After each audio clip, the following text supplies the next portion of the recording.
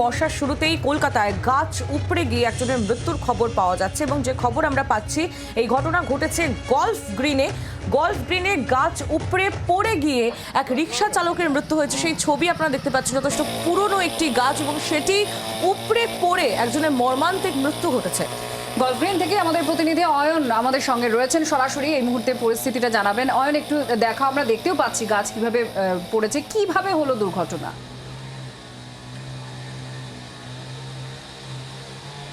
অত্যন্ত মর্মান্তিক দুর্ঘটনা। মরশুমের প্রথম সন্তোষজনক বৃষ্টি যেদিন কলকাতা শহর পেতে শুরু করলো সেদিনই সকাল আনুমানিক 10:45 নাগাদ এই বিশাল বড় নিম গাছ গলফগ্রিন সেন্ট্রাল পার্কের, সেই নিম গাছটা কিন্তু আসলে মাটির ওপ্রান্তে, অর্থাৎ এই যে ছোট্ট একটা বাউন্ডারি ওয়াল রয়েছে তার ওপ্রান্তের নিম গাছ, সেটা হুড়মুড়িয়ে এ প্রান্তে ভেঙে পড়লো এবং সেই নিম গাছের নিচে বৃষ্টির হাত থেকে বাঁচতে রিক্সা চালক রিক্সা নিয়ে অপেক্ষা করছেন, যার নাম অলোক কয়াল, বয়স 42।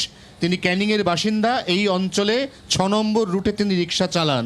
তিনি তার রিক্সার মধ্যেই বসে আছেন এবং গাছটি যখন রিক্সার ওপর ভেঙে পড়ে রিক্সাটা কার্যত থেঁতো হয়ে যায়। এই সেই রিক্সার ছবি দেখেই বোঝা যাচ্ছে যে এর মধ্যে বসে থাকা কোনো ব্যক্তি তিনি ঠিক কতটা মারাত্মকভাবে জখম হতে পারেন। কার্যক্ষেত্রে যেটা হয় সেটা হচ্ছে কোনো ক্রমে এই গাছের স্তূপ সরিয়ে রিক্সা চালককে সেখান থেকে অচৈতন্য অবস্থায় বার করেন স্থানীয় বাসিন্দা বা প্রত্যক্ষদর্শীরা। ততক্ষণে তার দেহে আর কোনো সাড় নেই। এমআর বাঙ্গুর হাসপাতালে নিয়ে গেলে চিকিৎসকরা তাকে মৃত বলে ঘোষণা করেন। ইতিমধ্যেই গলফগ্রিন থানার পক্ষ থেকে রিক্সা ইউনিয়নের কাছ থেকে অলোক কয়ালের বিস্তারিত বিবরণ, অর্থাৎ বাড়ির ঠিকানা বা ফোন নাম্বার জোগাড় করে খবর দেওয়া হয়েছে এবং তারা এসে মৃতদেহ নিয়ে যাবেন, এমনটাই এখনো পর্যন্ত পুলিশ সূত্রে জানতে পারছি। পাশাপাশি গোটা রাস্তা এই মুহূর্তে বন্ধ। সেন্ট্রাল পার্কের কলকাতা পুরসভার গাছ কাটার গাড়ি এসে রাস্তা পরিষ্কারের কাজ শুরু করেছে।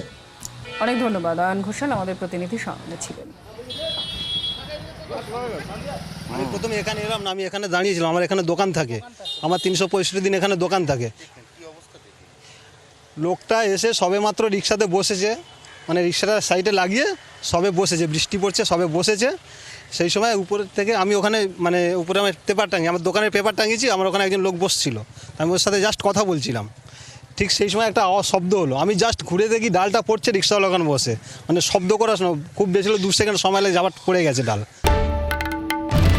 বাংলার আওয়াজ, বাঙালির আবেগ, জি 24 ঘন্টা।